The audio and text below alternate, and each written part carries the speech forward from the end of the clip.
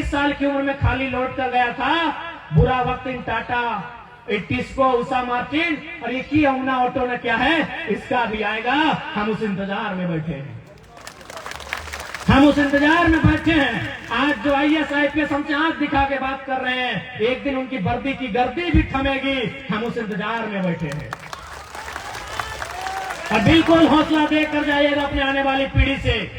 यहाँ जीने के लिए कोई नहीं आया है, यहाँ कोई अमृत पान करके नहीं आया है। ये किताबों की बातें हैं, ये फिल्मी दुनिया की बातें हैं। रियल लाइफ में कोई अमृत पान करके नहीं आया है। बस अपने बच्चों को जरूर बताइएगा कि हमारे साथ अन्याय क्या हुआ है, हमारे साथ जुल्म क्या हुआ है, और उनसे जरूर कहिएगा हौसला रखना। इसी धरती में 1600 के आसपास ईस्ट इंडिया कंपनी आई थी। इसी धरती में, यानी भारत की इसी धरती में 1600 के आसपास ईस्ट इंडिया कंपनी का आगमन हुआ था। भले वो 300 साल 350 साल बाद गई, वापस लौटी की नहीं लौटी। ठीक है, टाटा का भी 100 साल हुआ है। अगर ये अपने कार्य में बदलाव नहीं लाते हैं, अगर ये झारखंडियों के साथ अच्छा व्यवहार नहीं करते हैं, तो उम्मीद करते हैं ये 100 साल का जो टर्म पूरा किया है, 150 साल आते आते इनका भी वही हश्र होगा जो ईस्ट इंडिया कंपनी और अंग्रेजों का हुआ था। देखते हैं कि आज ये अन्याय करने वाले कितने ताकतवर हैं। अरे मानते हैं आज इनके पास पूरा सिस्टम इनकी जेब में है, लेकिन हमें ये विश्वास उस प्रकृति पे है, हमें विश्वास उस पे है जिसने दुनिया बनाया है। अगर सच में हमारे साथ अन्याय हुआ है तो जरूर किसी न किसी बहाने इनसे हमारा इंसाफ लेगा, इनसे हमारे लिए न्याय मांगेगा, हमें पूरा विश्वास है। आज बड़ा दुख होता है, आज हमें इतना दुख होता है कि ये कंपनियां आज हमारी मिट्टी पे खड़ी है, आज ये कंपनी हमारे गांव पे खड़ी है, और आज हमारे लोगों का तिरस्कार किया जाता है, हमारे लोगों को फर्जी मुकदमे में जेल में भर दिया जाता है। आज बहुत दुख लगता है। उम्मीद करते हैं ये दुख के बादल एक दिन जरूर छटेंगे, हमारा समय जरूर आएगा। उस दिन के लिए हमें मेहनत करना होगा, हमें संघर्ष करना होगा, और हमें इंतजार भी करना होगा, इंतजार करना होगा उस दिन का।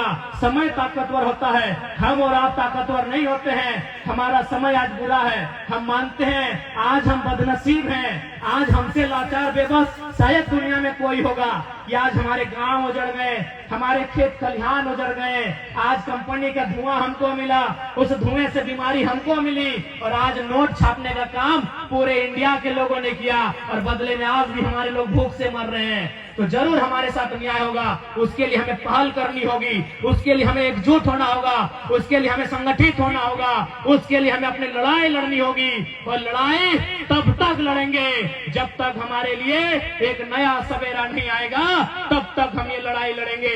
इस बात के लिए कोल्हान वासियों को तैयार रहना होगा। क्या आप तैयार हैं? क्या आप तैयार हैं? लड़ाई लंबी होगी, क्योंकि इन्होंने निर्मल महतो जैसे बब्बर शेर के सीने में गोली दागने से परहेज नहीं किया था। निर्मल महतो यानी झारखंड का सबसे बड़ा लीडर, उस समय का बड़ा लीडर, यानी सबसे बड़ी पार्टी उस समय की झारखंड मुक्ति मोर्चा, आज भी सबसे बड़ी पार्टी झारखंड मुक्ति मोर्चा झारखंड की।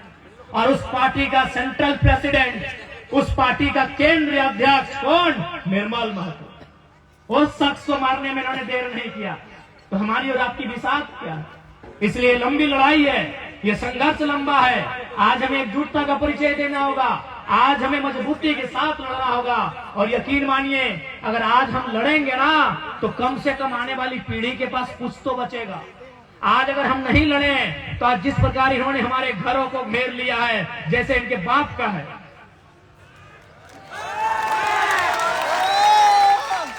आज जैसे ये बाउंड्री वॉल करके बैठे हैं, जैसे इनके बाप का है, इनके बाप ने पहाड़ को काटा है, इनके बाप ने खेत बनाया है। बस समय इनका है, इनकी जेब में पैसा है, और जितने अधिकारी पदाधिकारी सब केवल शपथ लेते हैं संविधान का, लेकिन सब पैसे के लिए काम करते हैं। जिस दिन हमारा दौर आएगा, जरूर ये बाउंड्री वॉल भी टूटेगा, और ये जो अन्याय करने वाले लोग हैं उनका हौसला भी टूटेगा,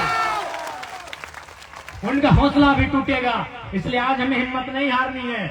अपनी हिम्मत को हौसला दीजिएगा, अपने अंदर के गुस्से को एक पात्र में, एक सांचे में ढाल कर रखिएगा। हमें आशा है हम जरूर ये पीढ़ी, आज की 21वीं सदी के झारखंड के युवा झारखंड के लिए एक नया सवेरा लेकर आएंगे, हमें पूरा आशा है।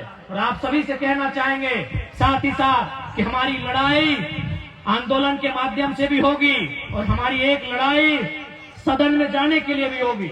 हालांकि हम लोग लोकसभा का चुनाव हार गए, कोई बात नहीं, लेकिन हमने एक बात कहा था कि याद रखना गालिब, अगर आप जीत भी गए और हम हार भी गए तो हमारे हार के चर्चे आपके जीत से ज्यादा होंगे। और वो हुआ।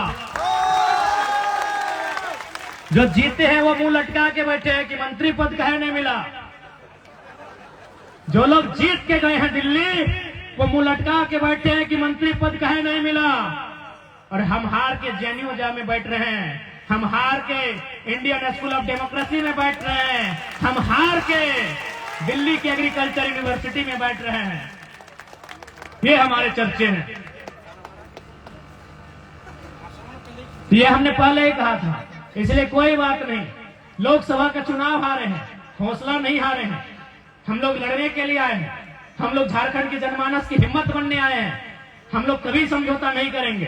अगर समझौता करना रहता तो आज आपके विद्युत दादा के साथ साथ और जुबा मांझी दीदी के साथ साथ हम भी संसद भवन में शपथ ले रहे होते। लेकिन शर्त क्या होता कि उनकी दलाली करनी होती। ले रहते आपके विषय में बात हो रही थी तो उन्होंने कहा कि नहीं मंत्री जी से एक बार मिलिए। क्या अगर मंत्री जी के पास जाएंगे तो झोला लेके जाना होगा। अब पता नहीं झोला में वो क्या लेके जाते हैं, चावल लेके जाते हैं, सब्जी लेके जाते हैं, कोयला लेके जाते हैं।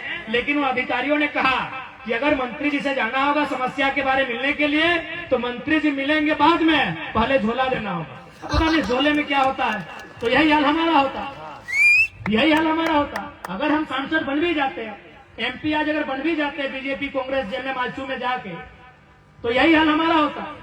हम टाटा पे बोल नहीं पाते, हम जोमना ऑटो पे बात नहीं कर पाते, हम विस्थापन पे बात नहीं कर पाते, हम पलायन पे बात नहीं कर पाते, हम आईएएस आईपीएस के साथ सवाल नहीं कर पाते।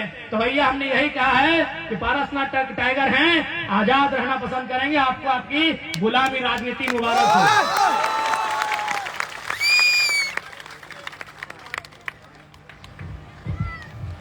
इसलिए आपने